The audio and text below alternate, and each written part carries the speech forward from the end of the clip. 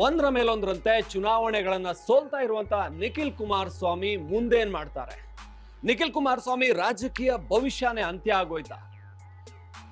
ಲೋಕಸಭೆಗೆ ನಿಂತಿದ್ದಾಯ್ತು, ವಿಧಾನಸಭೆಗೆ ಸ್ಪರ್ಧೆ ಮಾಡಿದ್ದಾಯ್ತು, ಮಂಡ್ಯದಿಂದ ಆಯ್ತು, ರಾಮನಗರ ಚನ್ನಪಟ್ಟಣದಿಂದ ಆಯ್ತು, ಇನ್ಯಾವ ಕ್ಷೇತ್ರ ಉಳ್ಕೊಂಡಿದೆ?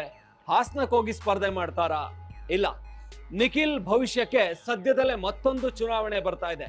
ಅದ್ಯಾವ ಚುನಾವಣೆ? ನಿಖಿಲ್ ಎಲ್ಲಿಂದ ಸ್ಪರ್ಧೆ ಮಾಡ್ತಾರೆ? ಯಾವ್ದಾದ್ರು ಜಿಲ್ಲಾ ಪಂಚಾಯತ್ ಅಥವಾ ತಾಲೂಕ್ ಪಂಚಾಯತ್ ಅಲ್ಲಿ ಸ್ಪರ್ಧೆ ಮಾಡ್ತಾರಾ?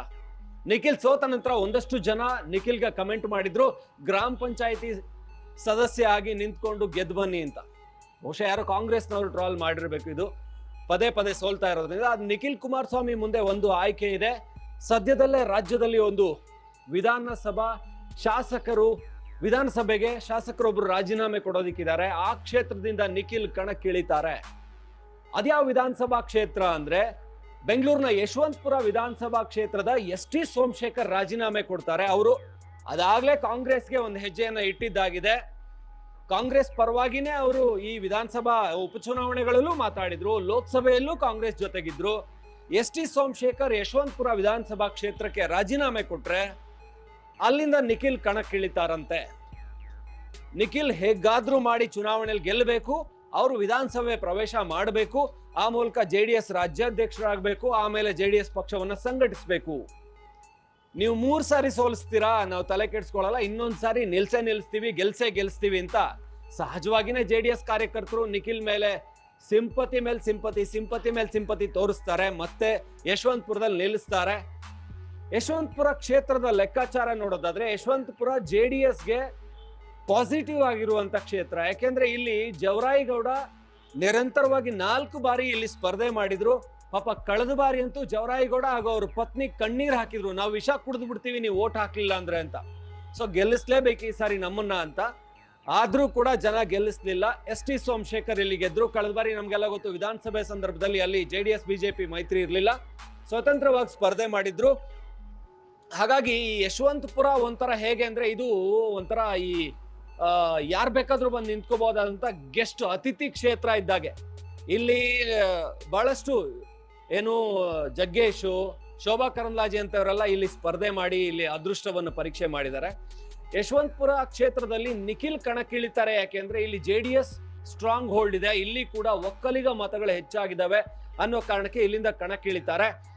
ಆಮೇಲೆ ಇಲ್ಲಿ ಎಸ್.ಟಿ. ಸೋಮಶೇಖರ್ ಈಗಾಗಲೇ ಏನು ಕಾಂಗ್ರೆಸ್ ಕಡೆ ಒಲವು ತೋರಿಸಿರೋದ್ರಿಂದ ಸಹಜವಾಗಿ ಅವರು ಕಾಂಗ್ರೆಸ್ ಇಂದ ಅಭ್ಯರ್ಥಿಯಾಗಿ ಕಣಕ್ಕಿಳಿತಾರೆ. ನಿಖಿಲ್ ಕುಮಾರಸ್ವಾಮಿಗೆ ಮತ್ತೊಂದು ಚುನಾವಣಾ ಪೈಪೋಟಿ ಇಲ್ಲಿ ಇರುತ್ತೆ. ಆದ್ರೆ ಈ ಯಶವಂತಪುರ ಈಗಾಗಲೇ ಜವರಾಯಿಗೌಡ ಇಲ್ಲಿ ಒಂದು ಸ್ಟ್ರಾಂಗ್ ಹೋಲ್ಡ್ ಇದೆ, ಜೆಡಿಎಸ್ಗೊಂದು ಒಳ್ಳೆ ಕಾರ್ಯಕರ್ತರ ಪಡೆ ಇದೆ. ಇಲ್ಲಿ ಕಳೆದ ಬಾರಿ ಕೂಡ ಸಣ್ಣ ಅಂತರದಲ್ಲಿ ಅವರು ಸೋತಿದ್ದು. ಹಾಗಾಗಿ ಮತ್ತೊಮ್ಮೆ ಜೆಡಿಎಸ್ ನ ಕಾರ್ಯಕರ್ತರು ಇಲ್ಲಿ ಒಗ್ಗಟ್ಟಾಗಿ ಚುನಾವಣೆಯಲ್ಲಿ ನಿಖಿಲ್ ಪರವಾಗಿ ನಿಂತ್ಕೊಂಡ್ರೆ ಇನ್ನೆಷ್ಟು ಸರಿ ಸೋಲ್ಸೋಣ ನಿಖಿಲ್ ಅವ್ರನ್ನ ಅಂತ ಹೇಳಿ ಜನ ಕೂಡ ಮನ್ಸು ಮಾಡಿದ್ರೆ ಯಶವಂತಪುರದಲ್ಲಿ ನಿಖಿಲ್ ಸ್ಪರ್ಧೆ ಮಾಡಿ ಗೆಲ್ತಾರೆ.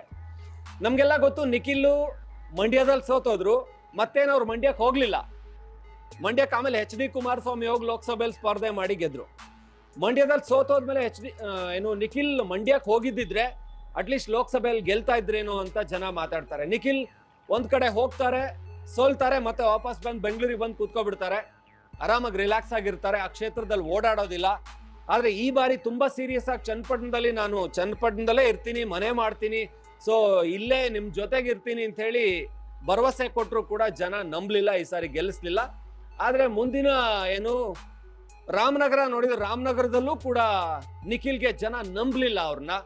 ಚನ್ನಪಟ್ಟಣದಲ್ಲೂ ಕೂಡ ಆ ನಂಬಿಕೆನ ಜನ ತೋರಿಸ್ಲಿಲ್ಲ ನಿಖಿಲ್ ಅವ್ರ ಬಗ್ಗೆ. ಆದ್ರೆ ಯಶವಂತಪುರದಲ್ಲಿ, ಯಾಕೆಂದ್ರೆ ನಿಖಿಲ್ ಕುಮಾರಸ್ವಾಮಿ ಬೆಂಗಳೂರಿನವರು ಆಗೋಗ್ಬಿಟ್ಟಿದ್ದಾರೆ, ಸೊ ಬೆಂಗಳೂರಲ್ಲಿ ಇರೋದ್ರಿಂದ ಯಶವಂತಪುರ ಆದ್ರೆ ಒಳ್ಳೇದಾಗತ್ತೆ. ಅವರು ಇವತ್ತಿನ ಒಬ್ಬ ಯುವ ನಾಯಕ, ಯುವಕರಿಗೆಲ್ಲ ಹಳ್ಳಿಗೆ ಹೋಗೋದು ಇಷ್ಟ ಇರಲ್ಲ, ಸೊ ಸಿಟಿಯಲ್ಲಿ ಇರ್ತಾರೆ.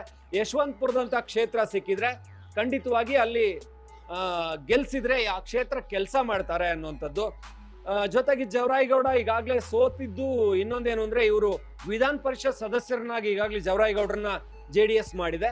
ಹಾಗಾಗಿ ವಿಧಾನ ಪರಿಷತ್ ಸದಸ್ಯರೇನು ರಾಜೀನಾಮೆ ಕೊಟ್ಟು ಸ್ಪರ್ಧೆ ಮಾಡಲ್ಲ. ಸಿ.ಪಿ. ಯೋಗೀಶ್ವರ್ ತರ ಅವರು ಒಂಥರ ಜೆಡಿಎಸ್ ನ ನಿಷ್ಠಾವಂತ ಒಬ್ಬ ನಾಯಕ ಅಂತ ಹೇಳ್ಬೋದು. ಹಾಗಾಗಿ ದೇವೇಗೌಡರು, ಎಚ್.ಡಿ. ಕುಮಾರಸ್ವಾಮಿ ಅವ್ರ ಮಾತನ್ನ ಜವರಾಯಿಗೌಡರು ಕೇಳ್ತಾರೆ. ಅವರೇನು ಬಂಡಾಯ ಎದ್ಬಿಟ್ಟು CP ಯೋಗೀಶ್ವರ್ ತರ ವಿಧಾನ ಪರಿಷತ್ ಸ್ಥಾನ ಬೇಡ, ನಾನು MLA ಆಗ್ಬೇಕು ಅಂತ ಬರೋದಿಲ್ಲ. ಹಾಗಾಗಿ ನಿಖಿಲ್ ಅವರಿಗೆ ಯಶವಂತಪುರ ಕ್ಷೇತ್ರ ಖಾಲಿ ಇರುತ್ತೆ. JDS ಇಂದ ಸ್ಪರ್ಧೆ ಮಾಡ್ತಾರೆ. ಇನ್ನ ಬಿಜೆಪಿ ಅವರಂತೂ ಯಶವಂತಪುರದಲ್ಲಿ ಬಿಜೆಪಿ ಅವರು ಕೂಡ ಯಾವುದೇ ಭರವಸೆಯ ಕ್ಯಾಂಡಿಡೇಟ್ಗಳು ಬಿಜೆಪಿ ಅವರು ಕೂಡ ಇಲ್ಲ. ನಾನು ಹೇಳಿದೆ ನಿಮ್ಗೆ, ಇಲ್ಲಿ ಜಗ್ಗೇಶ್ ನಿಲ್ತಾರೆ, ಯಾರು ಇಲ್ಲಿ ಶೋಭಾ ಕರಂದ್ಲಾಜೆ ನಿಲ್ತಾರೆ. ಆ ತರ ಈ ಗೆಸ್ಟ್ ಅತಿಥಿ ಕ್ಷೇತ್ರ ತರ ಹೇಗೆ ಬೆಂಗಳೂರು ಉತ್ತರ ಲೋಕಸಭಾ ಕ್ಷೇತ್ರ ಅತಿಥಿ ಕ್ಷೇತ್ರನೋ, ಇಲ್ಲಿ ಜಾಫರ್ ಶರೀಫ್ ಅವ್ರ ನಂತರ ಕಾಂಗ್ರೆಸ್ ಇಂದ ಬಂದ ನಂತರ DV ಸದಾನಂದ ಗೌಡರು, ಅದಕ್ಕಿಂತ ಹಿಂದೆ ST ಸಾಂಗ್ಲಿಯಾನ, ಅದಾದ ನಂತರ ಏನು DB ಚಂದ್ರೇಗೌಡ, ಆಮೇಲೆ ಸದಾನಂದ ಗೌಡ, ಹೀಗೆ ಈಗ ಶೋಭಾ ಕರಂದ್ಲಾಜೆ ಬಂದಿದ್ದಾರೋ ಅದೇ ರೀತಿಯಲ್ಲಿ ಬೆಂಗಳೂರು ಉತ್ತರದಲ್ಲಿ ಬರುವಂತ ಯಶವಂತಪುರ ಕೂಡ ಒಂಥರ ಅತಿಥಿ ಕ್ಷೇತ್ರ ಇದ್ದಂಗೆ. ಹಾಗಾಗಿ ಇಲ್ಲಿಂದ ಬಿಜೆಪಿ ಯಾರನ್ನು ಕಣಕ್ಕಿಳಿಸೋದಿಕ್ಕೆ ಅವ್ರಿಗೆ ತುಂಬಾ ಏನು ಸ್ಟ್ರಾಂಗ್ ಕ್ಯಾಂಡಿಡೇಟ್ ಕೂಡ ಇಲ್ಲಿ ಯಾರು ಇಲ್ಲ. ಇನ್ನು ನಿಖಿಲ್ ನಿಲ್ತಾರೆ ಅಂತ ಹೇಳಿದ್ರೆ ಬಹುಶಃ ಒಂದು ಅವಕಾಶನ ಕೊಡೋಣ ಅಂತ ಬಿಜೆಪಿ ಯೋಚನೆ ಮಾಡಿದ್ರು, ಮಾಡಬಹುದು. ಯಾಕಂದ್ರೆ ST ಸೋಮಶೇಖರ್ ಬಿಜೆಪಿಗೆ ಒಂಥರ ವರವಾಗಿ ಬಂದಿದ್ರು, ಕಾಂಗ್ರೆಸ್ನಿಂದ ಇಲ್ಲಿ ಬಂದು ಗೆದ್ದು ಬಿಜೆಪಿ ಅವರು ಅಂತಾನೂ ಅನ್ನಿಸ್ಕೊಳ್ದೆ ಕಾಂಗ್ರೆಸ್ ಜೊತೆಗೆ ನಿಂತ್ಕೊಂಡು ನೇರ ಕಾಂಗ್ರೆಸ್ ಪರವಾಗಿ ನಾವು ಕೂಡ ಬಹಳ ಬಾರಿ ಇದ್ರ ಬಗ್ಗೆ ಧ್ವನಿ ಎತ್ತಿದ್ವಿ. ಬಿಜೆಪಿ ಇವ್ರನ್ನ ಯಾಕೆ ಇನ್ನೂ ಕೂಡ ಇಟ್ಕೊಂಡಿದೆ ಪಕ್ಷದೊಳಗೆ, ಶಿವರಾಮ್ ಹೆಬ್ಬಾರ್, ST ಸೋಮಶೇಖರ್ ತರದವ್ರನ್ನ ಇಟ್ಕೊಂಡಿದೆಯಲ್ಲ ಬಿಜೆಪಿ, ನೇರವಾಗಿ ಕಾಂಗ್ರೆಸ್ ಜೊತೆ ನಿಂತ್ಕೋತಾ ಇದ್ದಾರೆ. ಬಿಜೆಪಿ ಹೈಕಮಾಂಡ್ ಅಷ್ಟು ಸ್ಟ್ರಾಂಗ್ ಇಲ್ವಾ, ವೀಕ್ ಹೈಕಮಾಂಡ್ ಅನ್ನೋ ಪ್ರಶ್ನೆಗಳನ್ನ ಕೇಳಿದ್ವಿ.